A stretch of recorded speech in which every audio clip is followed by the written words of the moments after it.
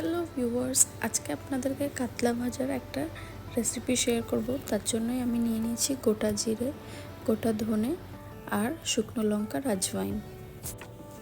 এই সবগুলোকে আমি ড্রাই রোস্ট করে নিলাম, মিক্সার গ্রাইন্ডারের মধ্যে গ্রাইন্ড করে নিলাম। এরপরে যে আমি কাতলা মাছের পিসগুলো ধুয়ে রেখে দিয়েছি, এটার মধ্যে আমি হালকা একটু পাতিলেবুর রস দিয়ে দেবো, কারণ মাছের একটা আঁশটা গন্ধ থাকে, সেটা কিন্তু থাকবে না। এরপরে দিয়ে দিচ্ছি লঙ্কা গুঁড়ো, হলুদ গুঁড়ো আর যে স্পাইসেসটা তৈরি করেছিলাম আর একটু নুন। তারপরে কিন্তু এই মাছগুলোকে আমি হাত দিয়ে ভালোভাবে মাখিয়ে নেব। মাছগুলো মাখিয়ে নিয়ে আমি 10 মিনিটের জন্য মাছগুলোকে রেস্ট করতে দিচ্ছি সাইডে। আর একটা ফ্রাইং প্যানের মধ্যে আমি তেল গরম করতে দিয়ে দিচ্ছি। তেলটা যখন খুব ভালোভাবে হিট হয়ে যাবে, তারপরে ফ্লেমটা লো করে দেবেন।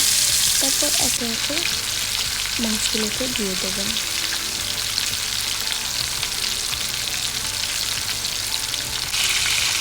প্রত্যেকটা মাছকে এপিট ওপিট করে দেবেন।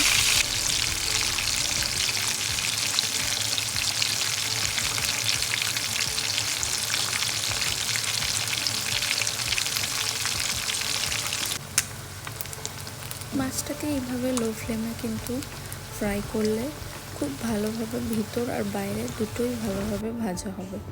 এই যে আমার মাছটা ভাজা হয়ে গেছে, এর উপর দিয়ে আমি অল্প একটু এই স্পাইসেসটা ছড়িয়ে দিয়েছি। আপনারা এইভাবে মাছ ভেজে খেলে কিন্তু কোনোদিনও ভুলবেন না। কেমন লাগলো রেসিপিটা অবশ্যই কমেন্টে জানাবেন। Thank you viewers.